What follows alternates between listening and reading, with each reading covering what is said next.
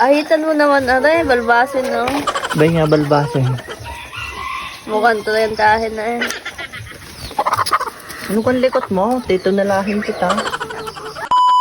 Bali areho at nagbabalik na naman ang inyong Batangginyong Laya. For today's video ay samahan nyo ako at tayo magpapatuka ng mga alaga ko rin eh. At ako'y magiging barbero din ng aking mga alagang aray. Kainama.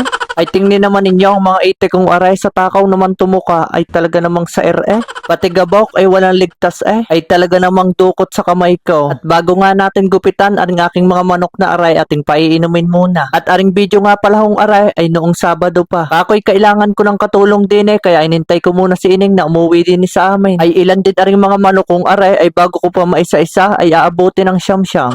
Ako'y maganda ang may tagahawak nang hindi kutab-kutab ang aking pagugupit. Ay kalilikot naman nga hong gupitan ay akala yata'y hinihimulmula na at lulutuin na sila. Ay huwag kayong mag-alala at dadating tayo sa puntong iyan. Ala. Tiniste nga pala ho namin kung hindi na sila makakalipad ay hindi na nga makakalipad, nakapanakitlaan. Aray! Bale, alam kong kanina pa kayo nagtataka kung bakit namin ginugupitan ng pakpak iyan. Dahil gusto ko na nga pala ho silang i-pre-range din sa amin. At para iwas stress ng mga manok kapag nakakulong. At makakatuka din sila ng iba't ibang insekto at mga damong nakapaligid din sa amin. At ari namang isang native na manok na are ay gustong gusto nang lumabas. Excited yarn? Semikalbo ka sa akin mamaya. Tapos sabay ilublob sa kumukulong tubig, agay. Tapos yung aking nagupitan na ay gusto pang pumasok sa loob, digay ako'y malilito. Baka gusto mo ding masabawan, magsabi ka laan.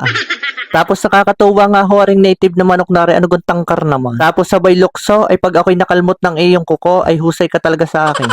Tapos aring isang aming Tagalog na manok ay nagbibinata na. Ay nirequest ni Ineng na aking gupitan daw ng balbas at bigote. Dahil 6 na buwan pa nga lang ho sila, ay mukha na daw 30. Ay sa wakas ay natapos ko na nga din ho silang gupitan. Kahit nga ho kutab-kutab o tabingi ang gupit ng mga iyan ay walang reklamo, hindi katulad mong reklamador. At hindi naman yan populaan ng aking mga ite kung bakit kutab-kutab. At baka masabihan din silang bakit ang inyong mga paa dikit-dikit. Oh my God! Kaya wala silang pakialam sa isa't isa, ang gusto lang nila ay kumain ng kumain. Kaya pagkatapos ko silang magupitan ay ating patutukain na at kanina pang pasal na pasal. At nga pala ho, baka ho interesado kayo at gusto ninyong mag-alaga ng garning mga manok. Sila nga pala ho ay mga Rhode Island Red at mga native naman yung iba. At lahat ho ng inyong nakikitang iyan ay hinahanapan ko ho ng bagong amo. At maging arihong mga 2 months old na are ay hinahanapan ko din ho ng bagong owner. Kaya ho, kung gusto ninyong mag-alaga ay i-message nyo lang ako at huwag kayong mahihiyang mag-inquire sa akin. At baka kayo maunahan pa ni Ining magtinula, itingnin naman hawak-hawak na. Bait yan. Tinulahin natin mamaya.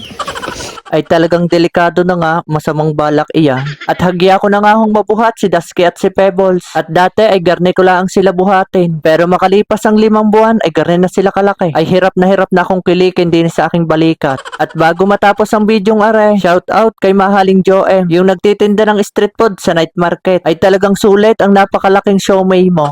At shout out din kay mahaling tendero ng page dun sa may taas ng Sunshine. Pasensya na, hindi ko na itanong yung pangalan mo nung bumili ako ng patoka. Ay siya, bye-bye.